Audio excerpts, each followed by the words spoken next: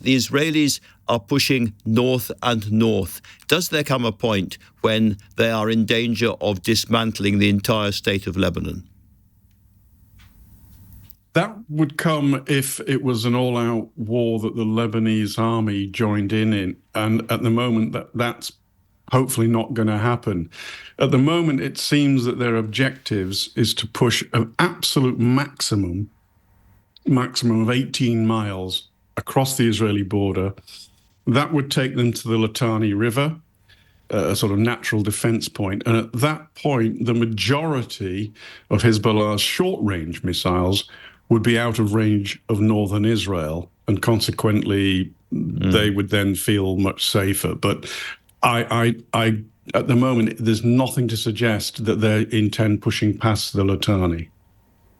That's really interesting. What about Hezbollah itself? Because they have arrived in Lebanon as a kind of succubus. You know, they partly control big swathes of Lebanon, and they have made it very, very hard for the Lebanese government to effectively exist and control their own territory. I know that a lot of Lebanese people can't stand Hezbollah, and yet they're very deeply dug in, they're very big, they're very well funded. Do you think there's any prospect of Hezbollah being actually uprooted from Lebanon? No, I really don't. They control the whole of the south of the country and the majority of the Bekaa Valley. They are a state within a state. They are also a charity.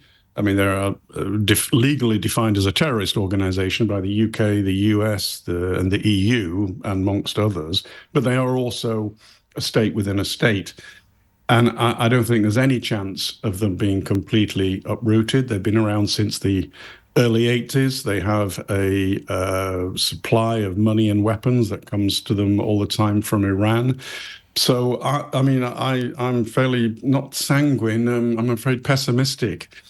I was in Lebanon during the 2006 war, and it was clear that all Israel was trying to do then was buy itself a period of calm.